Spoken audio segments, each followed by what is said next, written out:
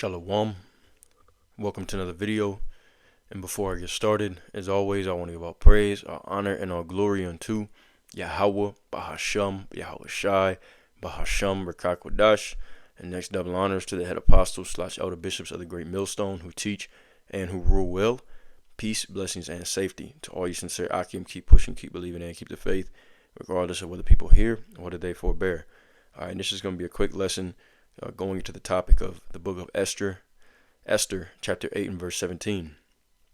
All right, and this is inspired by the video that Elder Apostle Tahar and Elder Apostle Aramlab did, reacting to the video that Vocab did a reaction to, where Christian apologists went up against another Israelite camp known of as Wi-Fi, Watchmen for Israel. All right, and in the video, they use a specific scripture, the book of Esther 8 and 17, to try to say that people could become, they could become Judites, all right, or become spiritually be from the tribe of Judah, by using this verse, and it's not the case. There's a clear distinction, in the words in the Hebrew, but you have to go into the blue letter to be able to understand that. So the purpose of me making this video is so that if any of you brothers are out there on the highways and byways, all right, and a Christian apologist pops up and they try to bring this out, you know how to handle it. All right, if you didn't watch that video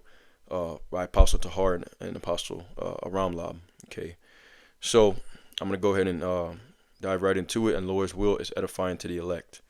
All right, so let's go ahead and read the verse that's in question.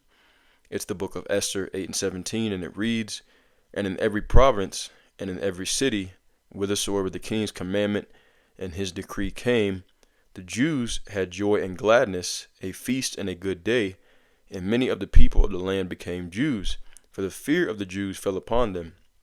And once again, so Christian apologists are trying to use this verse to say that you can become a Jew. All right, and that is a stumbling block of the world, in a sense of, all right, being a true Jew.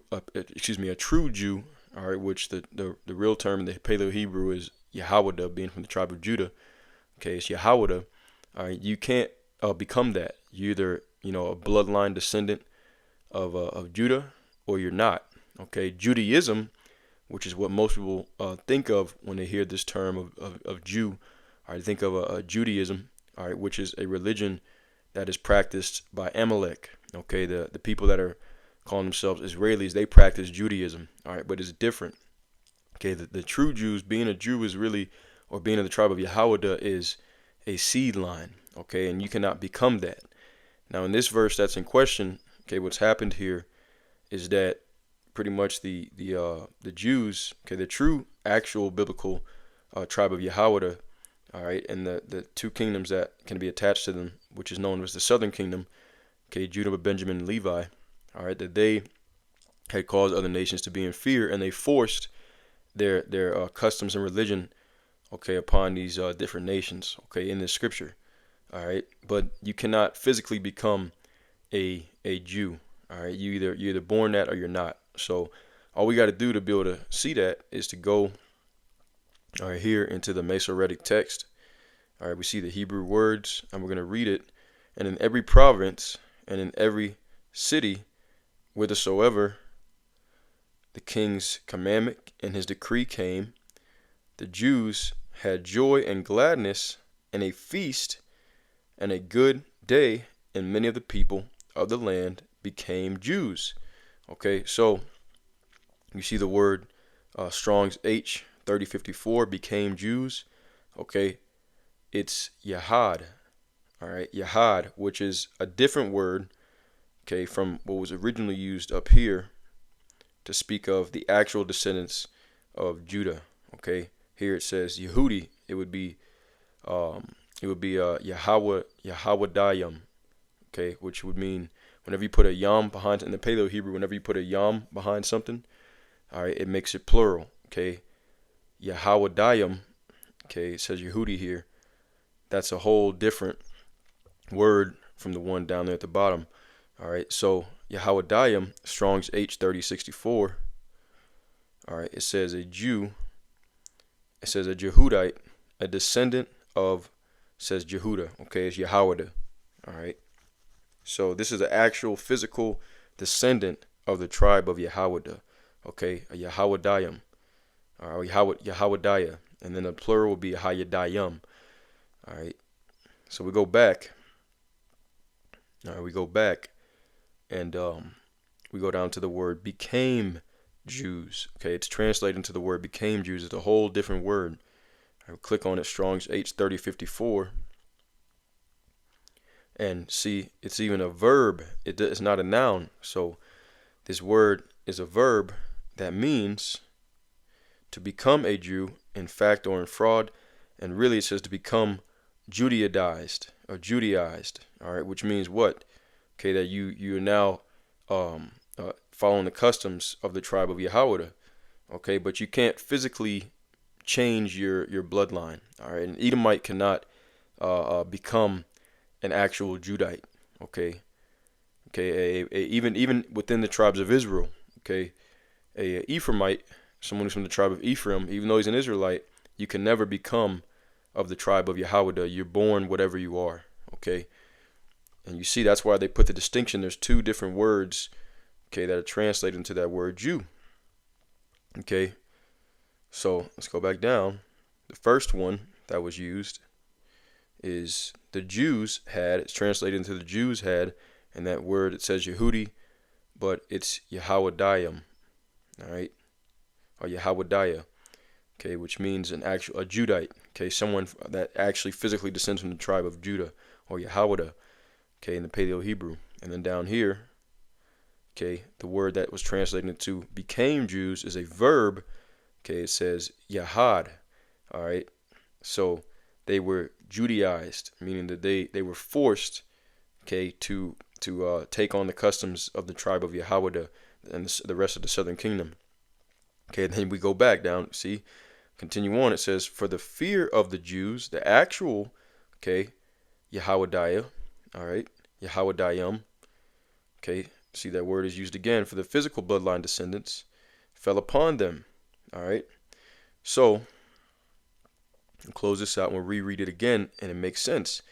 When you read it, okay, when you read it after getting the complete understanding from the blue letter, this is the reason why it's extremely important to go into the blue letter and get the Greek and the Hebrew words, okay, because then you see a lot of times things that are translated into English, all right, the words don't mean the exact same thing as they did in the original language. So we read it again, okay, Esther 8:17, and in every province and in every city whithersoever the king's commandment and his decree came, the Jews, okay, Yahweh, all right, which is the actual bloodline descendants, had joy and gladness, a feast and a good day. And many of the people of the land, okay, and that word became Jews, it's translated from one word, okay, Yahad, all right, which means that they were converted, okay, but they were forced converted, okay, which tells you that, for the fear of the Jews fell upon them. Okay, so they were forced converted, but they never actually physically can become Jews, okay? They can never actually physically be from the tribe of Yahweh, all right? And the reason why that's important is because the promises are promised to the seed line of Jacob, okay? All 12 tribes, okay? But once again, Christian apologists are trying to use this verse to say that, oh, see, they became Jews, so now they're a part of the promises. But no, the promises were given specifically to that seed line of Abraham, then Isaac, and then Jacob and his descendants, which are the 12 tribes. Okay, so that's important to understand. Okay, now we had an example of this in history. Okay, John Hyrcanus. All right, he was one of the sons of the Maccabees. We're gonna do a brief reading on him real quick. Okay, this history is in the book of Second Maccabees. Okay, you have First and Second Maccabees in the Apocrypha, which the Christian Protestant Church removed in 1885. But it's important to read so that you have the full understanding of Hellenization. Okay, the third beast, which is the Grecian Empire. It's important to read this history and understand these things. But this is an example of it here. Okay, Idumea, which is a Greek word for Esau, Edom, they were forced to worship and follow the customs of the Israelites. Okay, so we're going to read about that right here in history. This is John Hyrcanus, the first. Okay, it says he was born 175 BC and died 104 BC. He said he was a high priest and a ruler of the Jewish nation. Okay, which he was the southern kingdom, the Israelites, from 135 to 134 to 104 BC. Under his reign, the Hasmonean kingdom of Judea in ancient Palestine attained power and great prosperity, and the Pharisees, a scholarly sect with popular backing, and the Sadducees, an aristocratic sect that comprised the priesthood, became well-defined religious parties. Okay, so this is important history to understand because we read about the Pharisees and the Sadducees in the New Testament. Okay, when you read the Old Testament, all right, which the Old Testament was pretty much written between the first and the second beasts that were spoken of in Daniel the 7th chapter. Okay, you had the first beast, which was the Babylonians and Assyrians. Okay, and then you had the Persians and the Medes, and they were joint kingdoms. Okay, so the Old Testament pretty much closes out in the time of the Persians and the Medes. Maybe it pushes a little bit into the Greeks, but not much. But then the Apocrypha, and specifically the books of 1st and 2nd Maccabees, they bridge that gap between the Old and the New Testament, because you had hundreds of years that went by in between the writings of the Old and the New Testament. Okay, and the reason why it was removed is because those writings in between the in between the Old and the New Testament that were written during that Greek Empire, they expose who Esau is, and it goes into key history to understanding the New Testament. Okay, when you understand the Hellenization period that was written of in 1st and 2nd Maccabees, the New Testament makes sense in a whole different light.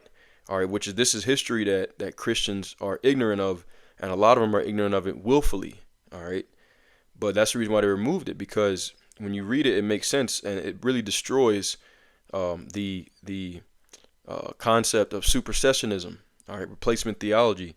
Okay, that the Lord is not dealing with the children of Israel anymore, as a whole. Now instead of just the children of Israel, he's dealing with every other biblical nation, including Esau and Moab and Ishmael, because that's essentially what Christianity is saying, that the Lord, that the covenant the new covenant is not going to apply to just the Israelites anymore. The new covenant is now for every heathen nation. All right, for Esau, Moab, Ishmael, etc., etc.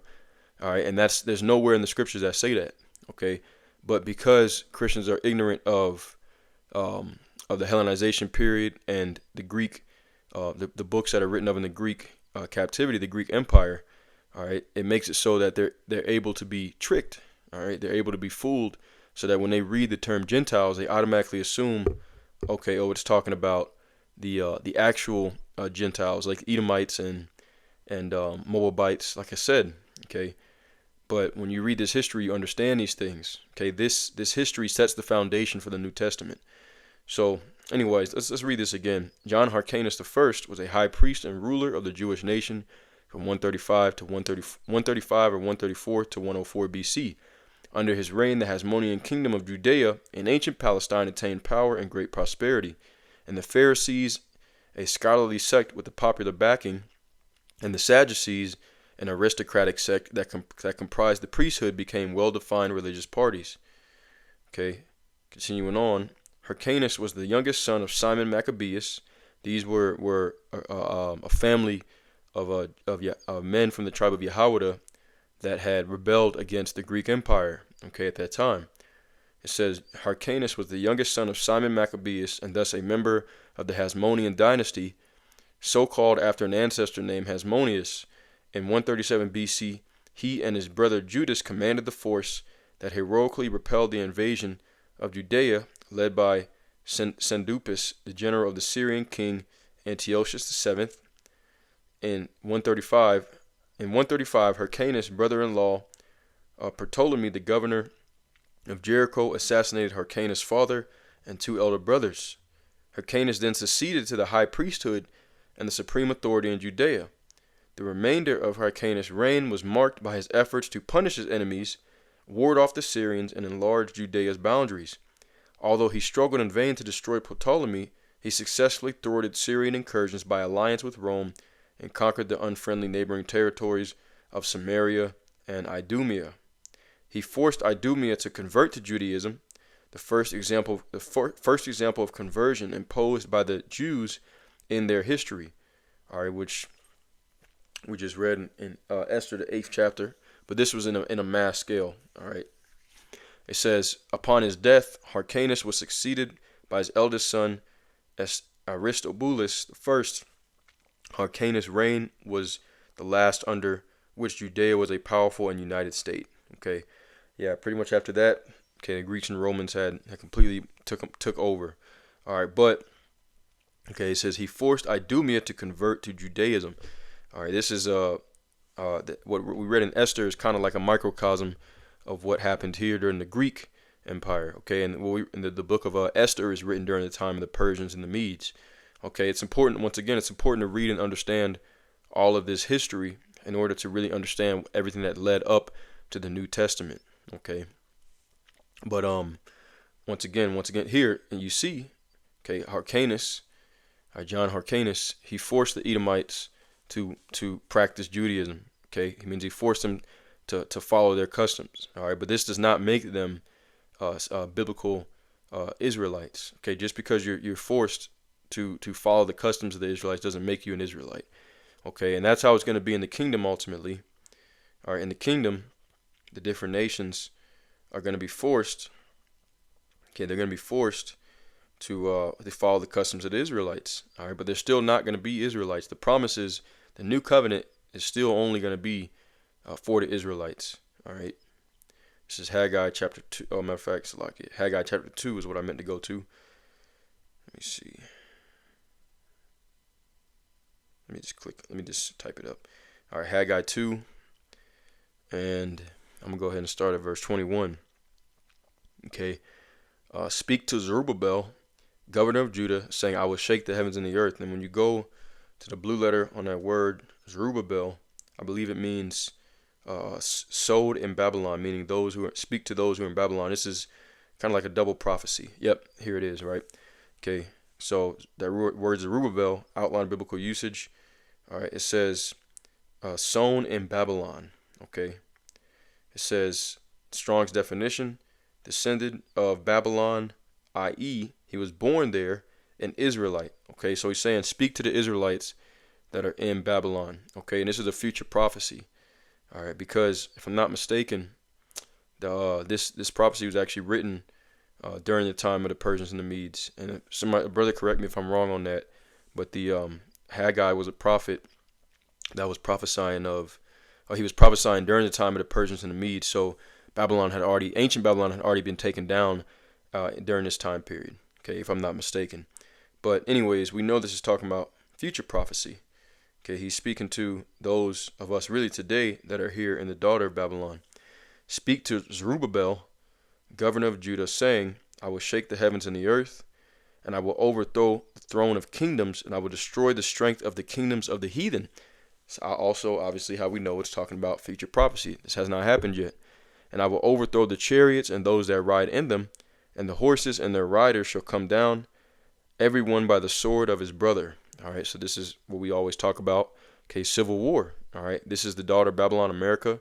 The Lord is going to overthrow all the different heathen nations on the earth. All right, and he's going to cause everyone to fight against each other. All right, and that's how this society is going to be destroyed. Okay, so this is an end time prophecy right here. Even though it was spoken, it was spoken to an actual person back then, governor of Judah, Zerubbabel, but his name is symbolic of something. Okay, his name is symbolic of Israelites that were born in Babylon. Okay, so continuing on, Haggai 2:23, in that day saith Yahweh, power of hosts, will I take thee, O Zerubbabel, my servant, the son of Shealtiel, saith the Lord. Okay, and where is most of the prophets coming out of? They're coming out of Babylon the Great. Remember, Zerubbabel means sown in Babylon. Okay, that's where we came out of. All right, we're being reaped out of Babylon as well.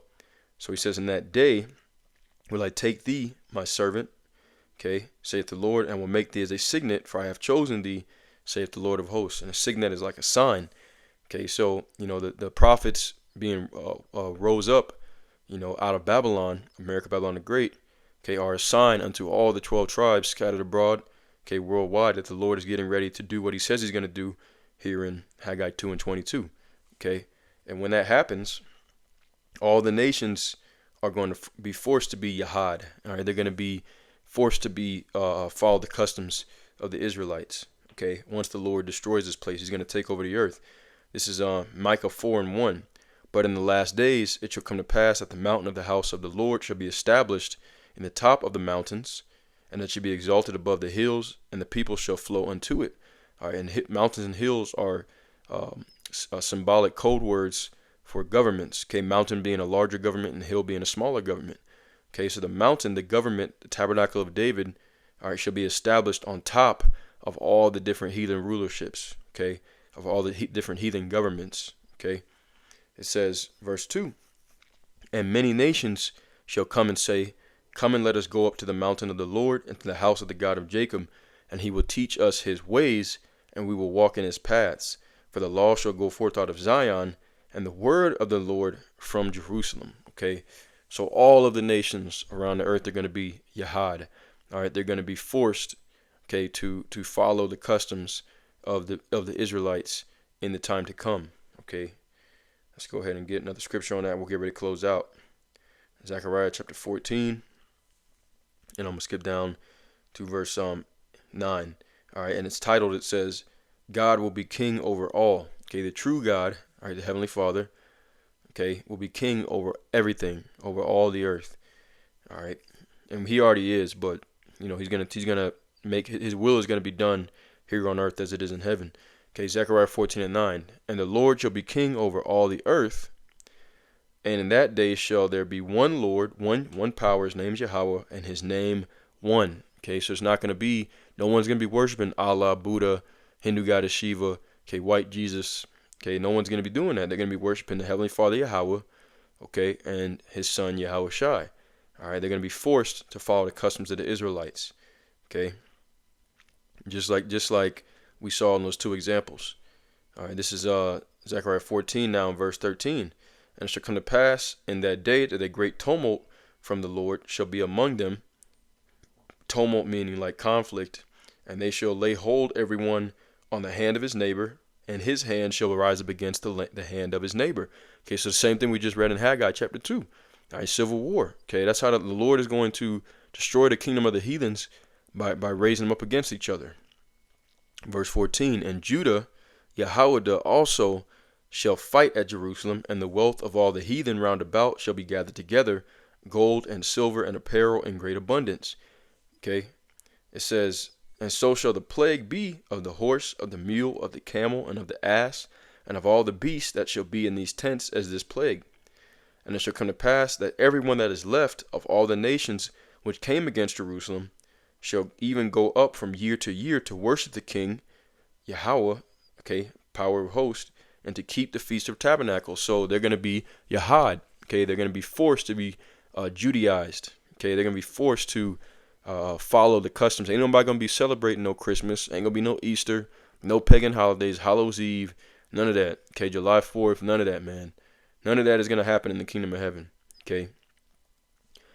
But still, they're not going to be Israelites. Okay, the new covenant, immortality, the promises, the rulership is only for the Israelites. Okay, continuing on, verse 17, and it shall be that whoso will not come up of all the families of the earth unto Jerusalem to worship the King, Yahweh, power of hosts, even upon them shall be no rain, and rain brings crops. Okay, so he's going to starve him out. It's going to be a famine.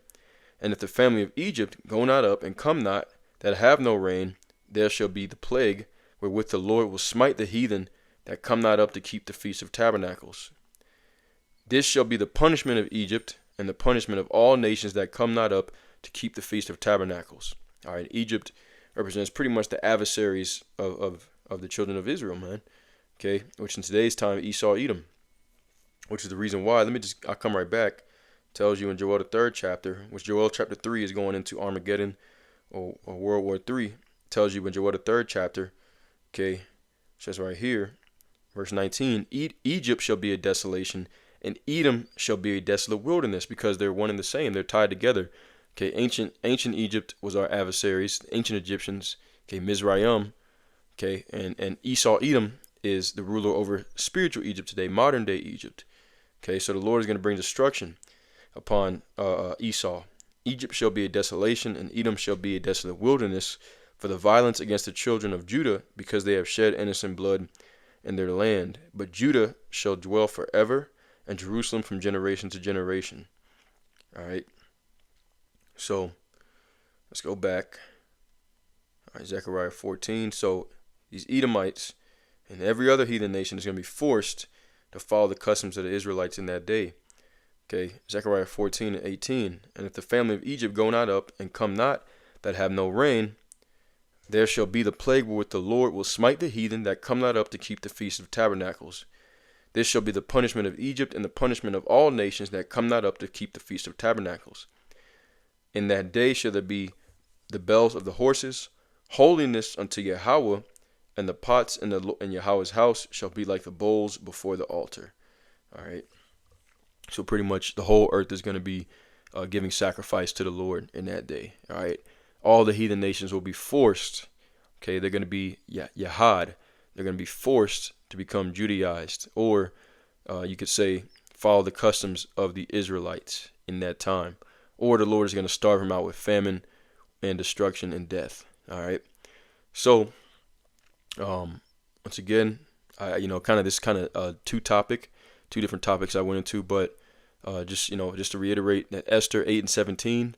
Okay, when you go into the blue letter, it shows that the word for Jews and became Jews, okay, is two different words in the Hebrew. Okay, one is a verb, okay, meaning they became, or they were forced to follow the customs of the Israelites, and the other one shows that they actually are the Israelites. Okay, which the promises only apply to the seed line of Jacob. Okay, the physical descendants of Jacob, and not just the physical descendants, but the Israel of the Most High, those that remnant who the Lord reserved, according to Romans the 11th chapter, the 7,000 men.